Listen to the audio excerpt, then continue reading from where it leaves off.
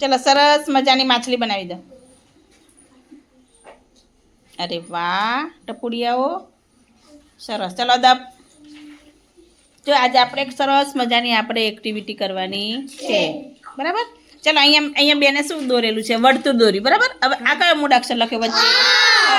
ચલો હવે આપણે અને આ બારી મૂકીશું તો શું બનશે? શું બનશે? ચલો ઓની માત્રા કોઈને ખબર, આની માત્રા કોઈને ખબર છે? આની માત્રા કરો છો. આની માત્રા શું આવે? કાનો. Very good. કઈ આવે બેટા? કાનો. બતાવજો કાનો કેવી રીતે હોય. સરસ. અને ઓની માત્રા? Very good. કઈ આવશે? માત્ર. કાનો અને માત્ર. તો જો આ ઓની માત્રા કઈ કહેવાય? જો બતાવ, આ ઓની માત્રા છે, દેખાય? ઓની માત્રા તો કાનો અને માત્ર. તો આપણે અને આમ કરશું તો શું બનશે? એવી રીતે તમારે અહીંયા જો મૂળાક્ષર મૂકેલા છે પ, ન, ભ, ધ, ર, ક અને ગ. એટલા 7 મૂળાક્ષર મૂકેલા છે. તો એ 7 મૂળાક્ષરને ઓની માત્રા લગાવી અને વાંચન કરવાનું છે અને પછી લખવાનું છે. જો હવે આપણે જોઈએ, આપણે કયો અક્ષર લઈશું? પહેલાં ક. જો અહીં મારી સામે જો હવે પહેલો આપણે આ લઈશું. ચલો આ કયો મૂળાક્ષર છે? ક. ચલો કને ઓની માત્રા લગાવીએ તો શું બોલાય? ચલો રને ઓની માત્રા લગાવો તો, ધને ઓની માત્રા લગાવીએ તો, ભને ઓની માત્રા લગાવીએ તો, નને ઓની માત્રા લગાવીએ તો, નો, પને પો, ગને ઓની માત્રા લગાવીએ તો ગો. ખબર પડી ગઈ ને? તો જો અહીંયા મેં 2 અક્ષર લખેલા છે. કેટલા લખેલા છે? તો માત્રાને મૂળાક્ષર સાથે જોડી અને શબ્દ બનાવી અને લખવાનો છે, બરાબર? દાખલા તરીકે આપણે અહીંયા ઓ છે તો અહીંયા જોવાનું કને ઓની માત્રા લાગે તો કયો મૂળાક્ષર બને? કો. તો અહીંયા બનશે કોયલા. છે ને મજા આવે એવું રમત? ચલો પહેલાં આપણે કોને આપણે અહીંથી શરૂ કરીશું. ચલો તારે અહીંયા ર ને ઓની માત્રા લગાવો. ચાલો પહેલાં બોલવાનું. કયો આવશે? ર ને ઓ લગાવીએ તો રો. રો. સરસ.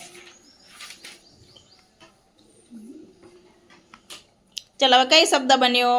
રોટલી. રોટલી. જો બેને લખ્યું ને એવી રીતે મોટા અક્ષર કાઢી અને આ લાઈન આ બેને અડકી જ આપણે નોટમાં કેવી રીતે લખીએ ને એવી રીતે એવું જ લખવાનું. અહીંયા પણ ભૂસીને ફરી લખો. ચલો લખો. મોટા અક્ષર કાઢવાના. ચલો કયું? હવે મને કોણ કહેશે શું બન્યું? કયો શબ્દ બન્યો? રોટલી. કયો બન્યો? રોટલી. ચલો હવે આ બીજો તમે બનાવો. ચલો ચલો આ કયો મૂળાક્ષર છે? ધ. ચલો ધ ને આપણે ઓની માત્રા લગાવીએ તો ધો. Very good. લખો. ચલો હવે કયો બને? અંગ્રેજી કરે જેને ખબર પડે શબ્દ. બોલવાનું નહીં યાર, બોલવાનું નહીં.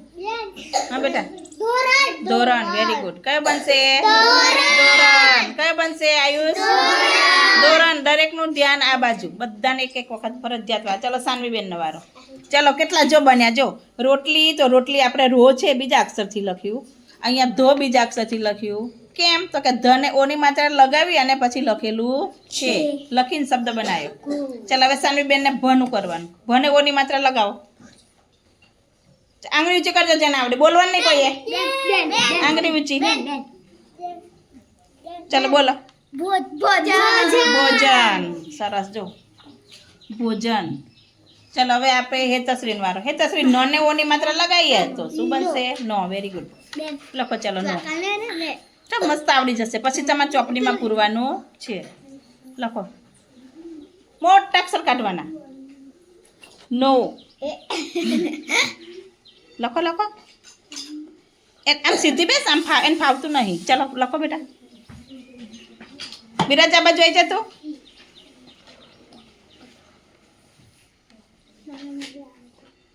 Very good. સરસ. વાહ ભાઈ વાહ. ચલો હવે આવશે આ બાજુ આવી જા બેટા. તું ખસો ખસો. વારો આવી ગયા. એમ ખસવા માંડો ફટાફટ સ્પીડમાં. ચાલો હવે કોણ આવશે? નિકુલ. નિકુલને કયો અક્ષર લેવાનો? પ. નિકુલભાઈને જો પ ને ઓની માત્રા લગાવી અને બોલવાનું છે. ચાલો શું આવશે? પ ને ઓની માત્રા લગાવીએ તો ઓ. લખો. ચાલો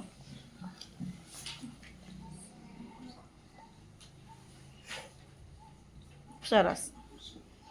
ચલો કયો શબ્દ બન્યો?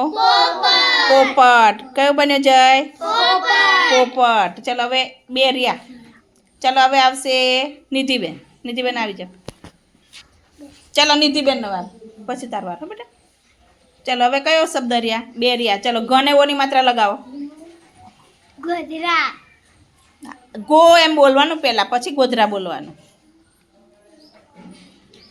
સરસ ચલો કયો શબ્દ બન્યો ગોધરા ગને ઓની માત્રા લગાવી તો કયો શું બન્યું ગો ચલો હવે કોનો વારો બાકી રહ્યો ભવ્યાનો ચલો ભવ્યા આવી જા ચલો ભવ્યાને ક ને ઓની માત્રા લગાવો ચલો કને ઓની માત્રા લગાવીશું સરસ વાહ ભાઈ વાહ હવે જેને વાંચતા આવડે આંગળી ઊંચી કરે કયો શબ્દ બનશે બોલવાનું નહીં આંગળી ઊંચી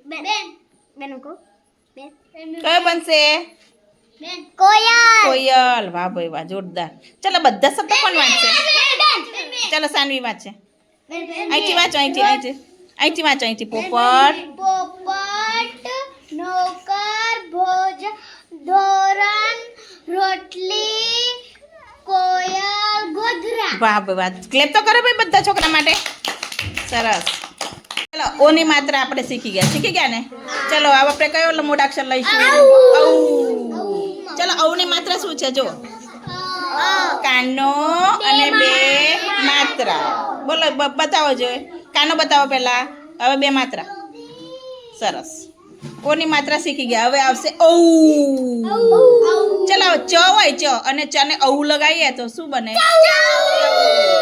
કને ઔ લગાવીએ તો કોને ઔ લગાવીએ તો ચલો મને ઔ લગાવીએ તો ચલો નિધિને વારો નિધિ નને ઔ લગાવીએ તો 9 ચલો હવે આપણે સાનવીબેન ને સ ને ઔ લગાવીએ તો શું બનશે સૌ ચલો નિધિનો વારો હેતશ્રી ચલો હ ને ઔ લગાવીએ તો ચ ને ઔ લગાવીએ તો કોને ઔ લગાવીએ તો મને ઔ લગાવીએ તો વને ઔ લગાવીએ તો કને ઔ લગાવીએ તો કઉ સરસ ચલો હવે આપણે ઓની માત્રા લગાવીને શબ્દ લખેલા ને એવી જ રીતે તમારે અહીંયા ઓની માત્રા લગાવી અને હવે આ શબ્દ પૂરો કરવાનો છે ચલો નિધિબેન પહેલાં તમારે આ લો ચલો ક છે તો કને ઔની માત્રા લગાવીએ તો કઉ વેરી ગુડ તો કઉ કઈ લખશો